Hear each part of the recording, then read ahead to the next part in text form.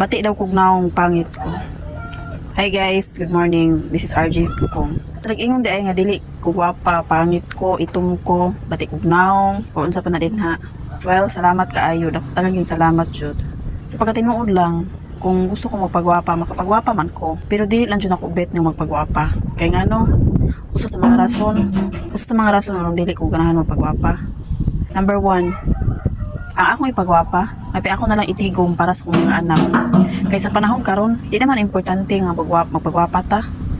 Oh, kinahanglan ta magpagwapa to please people. Pero para nako di naman importante ang opinion sa mga tao. Wala ko nagunahuna ang mga opinion sa mga tao. Ang akong ginahuna ang akong pamilya. Kung gusto jud ako magpagwapa, makapagwapa man ko. Pero ang akong ginahuna ang akong mga anak.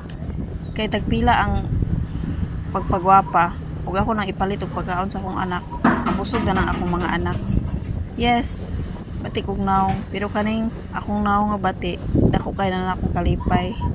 Kay bisagin ani ko, dawat ko sa akong bana, unsa ko. Wala lagi ko na akong bana nga magpagwapa o unsa din ha. Kay dawat na sa akong bana kung unsa jud ko. Dili pareha ng uban nga i-encourage din nila ang ilang asawa or ilang bana nga magpagwapa, magpakuan din ha.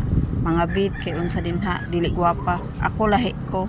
Kay magpasalamato na po ko sa Ginoo nga akong bana kontento og unsa ko. Love ko sa akong bana og unsa ko. Mao na nga sa nag-ingon nga dili ko gwapa, bati kog naong, itom ko. Well, daghang kay salamat pero ako na kinahanglan sa imuhang statement or imong opinion. Kay ako kontento na ko sa akong kaugalingon.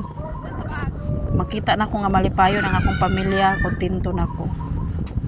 Makita na ko nga malipayon ang akong pamilya, kontento na ko. O maura na siya. Daghan kayong salamat. Ikaw na lang magpagwapa kay deserve man sad nimo, imuha man sad na.